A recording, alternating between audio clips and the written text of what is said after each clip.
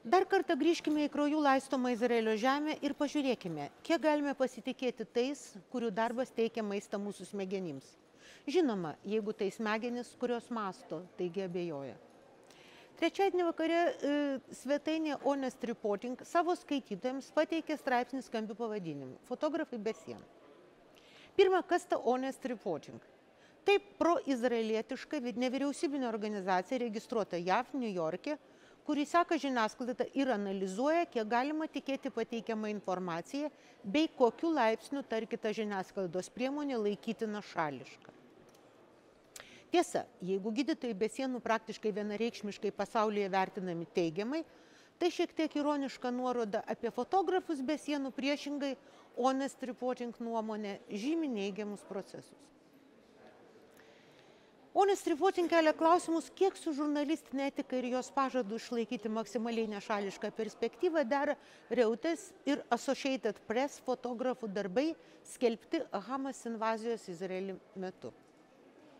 Honest Reporting tvirtina, kad šių įtakingų pasaulinių naujienų agentūrų fotografų pateikti vaizdai buvo gauti pažeidžiant etinės normas, o agentūros galimai iš anksto žinojo apie būsimas Hamas atakas nukreiptas prieš Izraelį.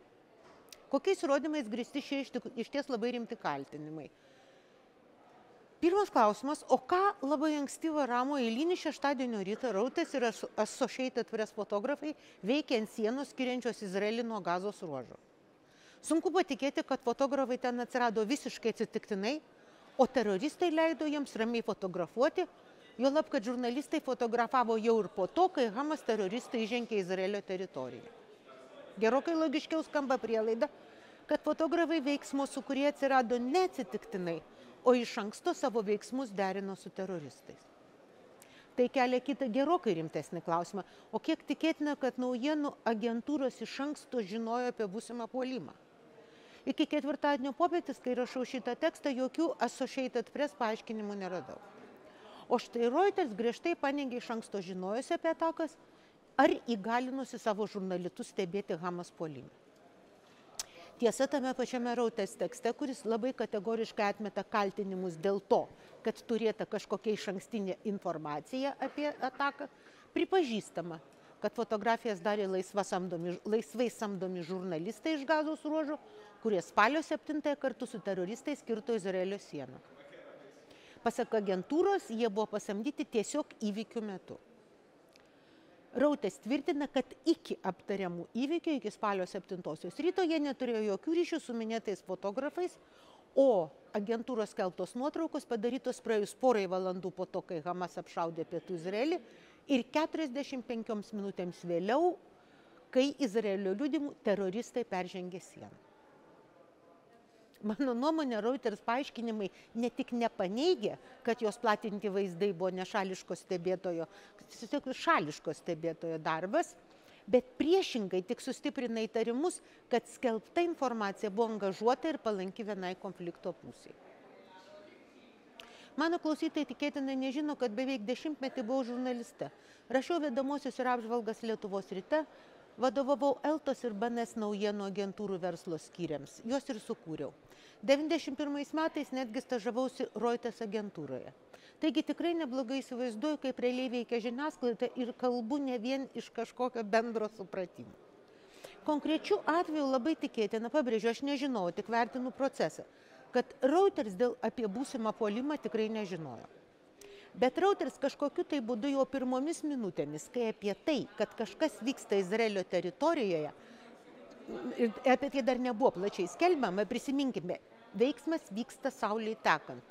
Aptinka laisvai samdomus žurnalistus, vadinamosius freelancerius, būtent įvykio epicentre. Geri žurnalistai, ypač reporteriai ir naujienų agentūrų redaktoriai, visada turi daugybę atsarginių numerių, ypač iš įtampos zoną. Taigi pats faktas, kad buvo pasamdyta jau po įvykių postmortem, labai tikėtinas. Vis dėlto, kad Reuters leidžia savo be jokio specialaus tyrimo dėl anų laisvai pasamdytų fotografų angažuotumo, drąsiai viešinti jų darytas nuotraukas, tarsi savaime jos yra teisingos, mano galva faktas tikrai skandalingas. Pirmieji gavę visų tai pageidaujamus vaizdus, Reuters, kaip ir Associated Press tikėtina, tuo metu taip pat gavo papildomų pajamų. Tiesa, dabar už tai moka reputacinę kainą. Ko neįvertino ar nenorėjo vertinti naujienų agentūros, kai drąsiai platino laisvai samdomų freelancinių vaistus. Jų nedomino, kas tie žmonės, kurių jie nuotraukas jie skelbia.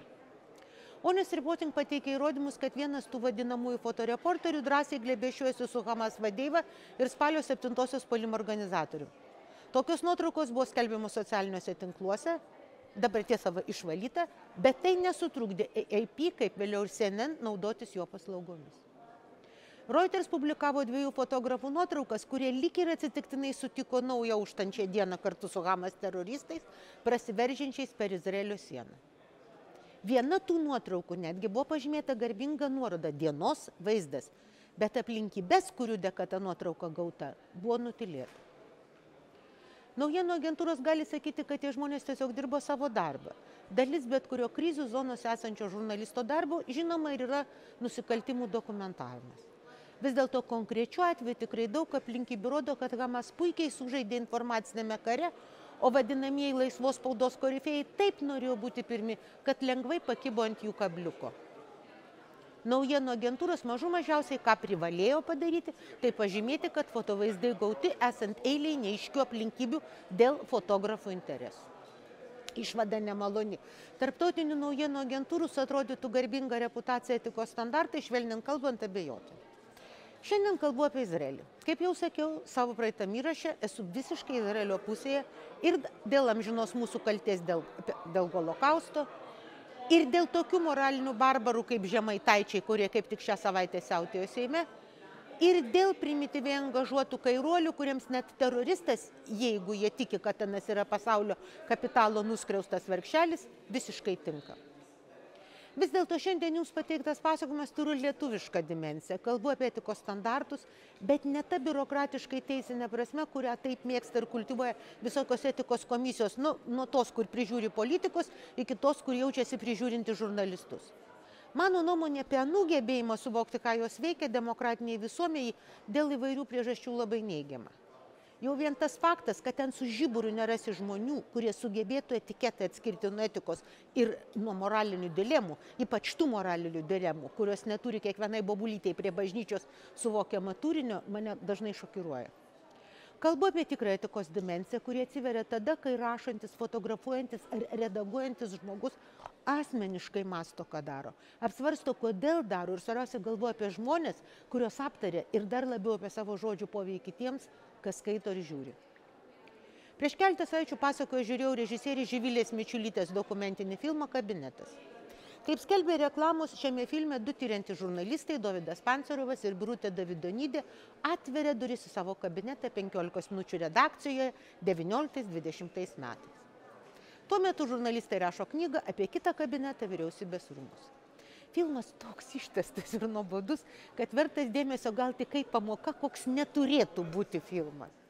Valandą žiūrėti žurnalistų laptopų nugarėlės, po stalu Pancerovas stumdamus kroksus, bei nesibaigiančias raudas dėl kažkokio žiūrovams nepasiekiamo kvapo kabinete yra rimtas kantrybės išmėginimas jau pats savaime. Vis dėlto labiausiai sukrėtė tai, kokiu laipsniu nesuvokiama pati žurnalisto darbo esmė.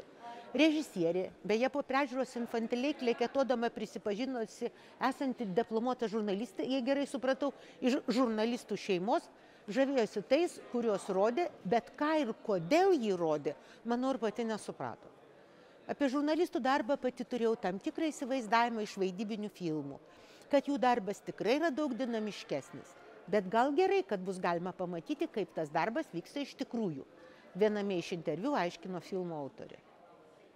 Anoji knyga apie 339 kabinetą buvo infantilus, ilgas, 2 žalių rašytojų pasivadinusių tyrėjais opusas apie tai, kaip jie tyrinėja ir rašo. Knyga paremta vienu šaltiniu, kuris vis atrodės kaip galutinis tiesos nešėjas, savotiškas Dievo pirštas. Ir, patinka tai autoriams ar ne, galutinis rezultatas buvo banalus, labai sudėtingo politinio proceso redukavimas į neįrodytą korupcijos bylą. Apie tai, kad žurnalisto darbas vyksta galvoje, kuri geba reflektuoti visų pirma pati save ir kasdien tai skaudžiai daro net žinodama, kad nesugebės įveikti savo žmogiškojo šališkumo, režisieriai per 2 filmo kūrimo ir dar porą jo tvarkymo metų netoptelė. Vienintelė filmo vieta, kuri tikrai galėjo virsti pasakojimą apie tai, ką reiškia būti žurnalistu ir ką reiškia būti tyrėju, buvo Pancerovo ir Dovidonytės pokalbis, kurio metu jie svarstė, o kiek galima pasitikėti vienu jų kalbintų šaltiniu. Replikuodamas pašnekovai, Pancerovas pastebi, citata, o kas jeigu net 2 ir 3 nepriklausom vienas su kitu susiję šaltiniai patvirtina faktą, bet vis vien tai yra netiesa. Cituoju iš atminties. Klausimas, kuriame skamba tikro žurnalisto tikroji kasdienė drama. Tikras rimtas klausimas, bemaž visada, jei žmogus turi sąžinę ir protą, neturintis galutinio išrišimo.